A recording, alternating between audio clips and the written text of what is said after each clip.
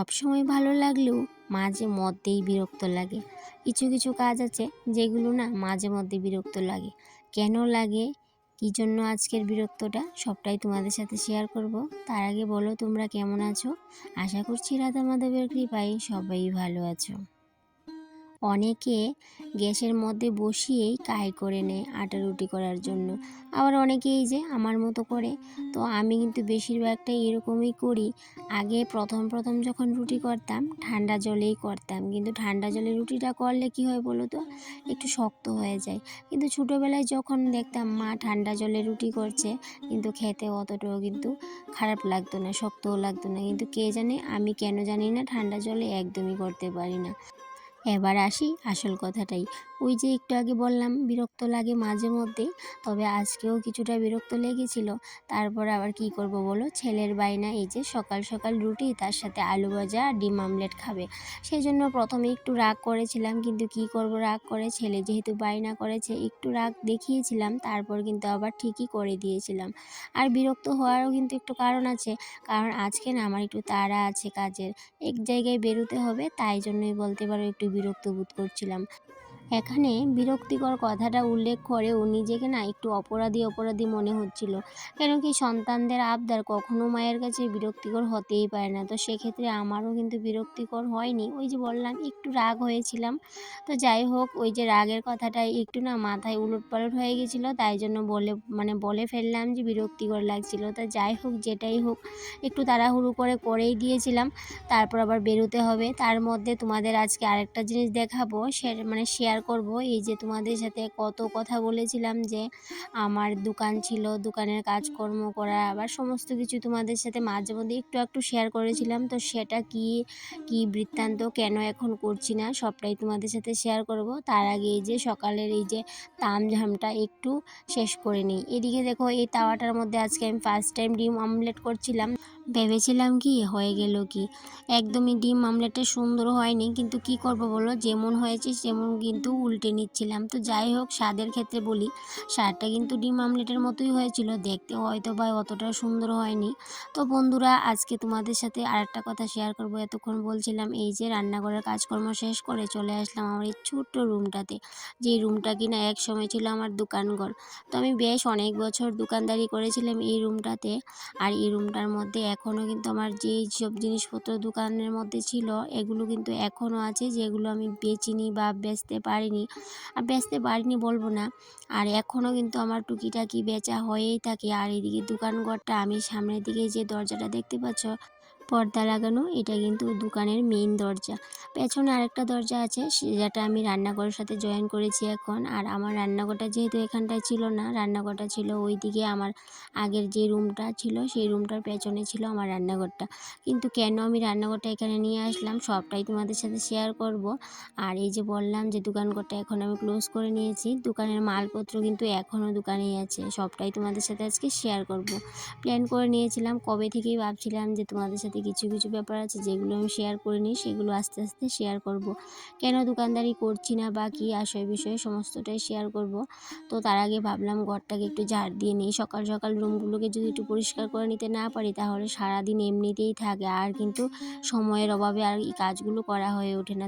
দেখতেই পাচ্ছ রুম গুছানো হয়ে গেছে, এখন চলে যাব এই যে তোমাদের সাথে শেয়ার করব বলে, এই যে দেখো আমার এই দোকানের এই যে শোকেসটা, এই শোকেসটা আমি বানিয়েছিলাম যখন আমি দোকান স্টার্ট করেছিলাম, তখন কিছুদিন পর এই শোকেসটা বানিয়েছিলাম, কারণ মালপত্র রাখতে হতো, তাই জন্য এই শোকেসটা বানিয়েছিলাম। আর এই শোকেসের মধ্যে দেখো এখন তেমন বেশি মাল নেই, টুকিটাকি কিছু আছে। তো সেগুলোও কিন্তু এখন আমার মাঝে মধ্যে বেচা বিক্রি করি, যারা চেনা মানুষ আছে বাড়িতে আসে তারা যারা জানা আছে তারা নিয়ে যায়।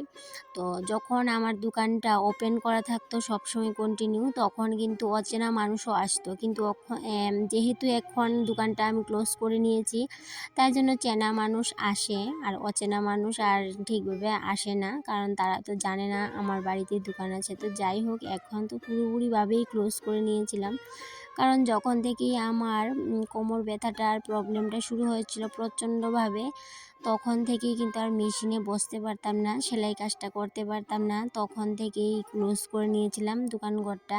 কারণ যদি আমার সেলাই কাজটাই আমি না করতে পারি তাহলে দোকানটা খুলে কি করব, যেহেতু দোকানটা আমি সেলাই কাজেরই ছিল। তারপরও সেলাই কাজের পাশাপাশি এই যে আমি দোকানে কিছুটা জিনিস রাখতাম, ব্লাউজ, তারপরে শাড়ি, টুকিটাকি যা দরকার পড়ে। তো সমস্ত কিছু না রাখতে পারলেও কিছু কিছু মহিলাদের জিনিস আমি রাখতাম। তো সেই জন্য সেলাই কাজটা যেহেতু আমি ক্লোজ করে নিয়েছি, মানে ক্লোজ করতে হয়েছিল শরীর খারাপের জন্য, তাই জন্য দোকানটাকে কিন্তু আমি ক্লোজ করে নিয়েছিলাম। তো এখনও কিন্তু মালপত্র কিছুটা আছে। আগে কিন্তু এই শোকেসটা পুরোপুরিভাবেই ভর্তি করা থাকতো, সবসময় যেহেতু মাল আনা নেওয়া থাকতো, তাই জন্য। আর আজকে ভাবলাম এই ব্লাউজগুলো যে কিছুটা ব্লাউজ ছিল দোকানে, সেগুলোকে একটু বার করে রোদে মেলে দিই। আর এদিকে তো বের হতে হবে, ওই যে বললাম এক জায়গায় যেতে হবে। তো কোথায় যাচ্ছি সেটাও তোমাদের সাথে বলছি। তো তার আগে কি করেছি বলো তো, এই যে ব্লাউজগুলোকে রোদে দিয়েছি, তারপরে গুছিয়ে স্নান টান করে রান্না, অবশ্য অতটা আমার ভেজাল ছিল না আজকে রান্নার, কারণ কি রাতের তরকারি ছিল, শুধুমাত্র ভাত করেছিলাম। তারপর স্নান করে পুজো দিয়ে এই যে ছেলেকে নিয়ে বেরিয়ে পড়লাম। এখন বাজে দুপুর 12টার মতো প্রায়। আর এই যে হচ্ছে আমাদের আমবাসা বাজার, মেন বাজারে এসে পৌঁছলাম। তো এখন চলে যাচ্ছি সোজা, যাব একটা স্কুলে, কুলাই কলোনি হাই স্কুলে যাব, যে স্কুলটাতে আমি আগে কখনো যাইনি। নাম শুনেছি, দূর থেকে দেখেছি, তারপরে মানে যাওয়া হয়নি। তো আজকে ওই স্কুলে যাব, কারণ আজকে ওই ছেলের একটা প্রোগ্রাম আছে, আর্টের একটা প্রোগ্রাম আছে, তারা একটা প্রাইজ পাবে। তো সেই জন্য যেতে হচ্ছে। তো আর কুলাই কলোনি স্কুলে আমার কখনো যাওয়া হয়নি, আজকে যাব। আর এদিকে দেখো আমাদের আমবাসার টাউন হল এটা। তো যাই হোক, রওনা দিলাম। আর এদিকে ঘরের কাজকর্ম কিন্তু আমি খুব তাড়াহুড়োর মধ্যেই করে এসেছি আজকে।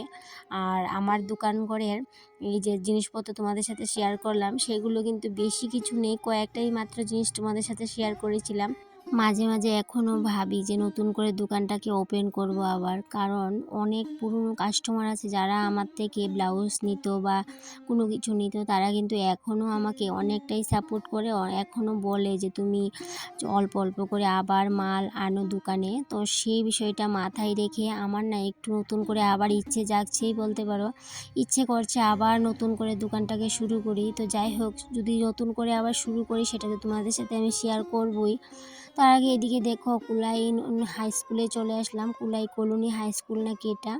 নিচ থেকে দেখেছি কিন্তু কখনো উপরে ওঠা হয়নি। তো আজকে এই যে প্রথম উঠলাম, আর উঠতে উঠতে বলছিলাম যে শেষ আজকে আমার পায়ের কাজ, কারণ এত উঁচুতে উঠে রাতের বেলা পায়ের ব্যথা করে কিনা সেটা নিয়ে অনেকটাই সন্দেহ হচ্ছিল। তো অবশেষে উপরে উঠে আসলাম। আর এদিকে এসে দেখি প্রোগ্রাম প্রায় অনেক সময় হয়েছে, শুরু হয়ে গেছে। এদিকে একদম পুরো রুম ভর্তি, কোথাও কোনো জায়গা নেই বসার, তাই জন্য বাইরে অনেক সময় দাঁড়িয়েছিলাম। যেহেতু এটা আর্টের প্রোগ্রাম, তাই জন্য এখানে কিন্তু ছেলের আর্টের টিচারও আছে। এই যে সামনে হাঁটছে সাদা ড্রেস পরে, ও হচ্ছে আমাদের বাড়ির যে আর্টের স্কুলটা সেটার টিচার। তো এখন অবশ্য বর্তমানে এই টিচার নেই, তো এখন নতুন করে আরেকজন টিচার আসে, কিন্তু সেই টিচার আজকে আর এখানে আসেনি প্রোগ্রামে, বাড়িতে ক্লাস করে গেছে, কিন্তু আজকে আর বলছিল যাবে না। তো আগে যে প্রথমে পুরনো টিচারটা ছিল, তো সেই টিচারই কিন্তু আজকের প্রোগ্রামটা অ্যাটেন্ড করেছে, কারণ টিচারটা এখানকার না, টিচার আসে মনু থেকে। তো মনুঘাট থেকেই যে টিচার এসেছে, আর এখনকার যে বর্তমান টিচার সে কিন্তু আজকে আসেনি। তো এদিকে কথা বলতে বলতে ওদের প্রাইজ নেওয়ারও সময় হয়ে গেছে। তো যাই হোক, ওরা সবাই স্টেজে উঠে পড়লো, যারা এক ক্লাসের সবাইকে একসাথে উঠানো হয়েছে, কারণ একজন একজন যদি প্রাইজ দেওয়া হয় তাহলে তো অনেকটাই সময় লাগবে, তাই জন্য সবাইকে একসাথেই উঠিয়ে দেওয়া হয়েছিল।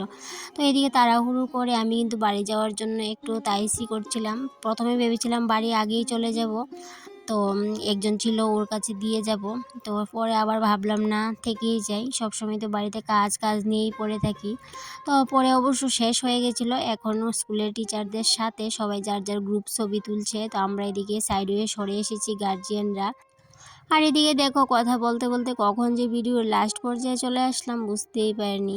তো বন্ধুরা, তোমাদের সাথে আবারও দেখা হবে পরবর্তী কোনো একটা ব্লগে। ততক্ষণে তোমরা ভালো থেকো, সুস্থ থেকো, আর এইভাবেই আমার পাশে থেকো। টাটা।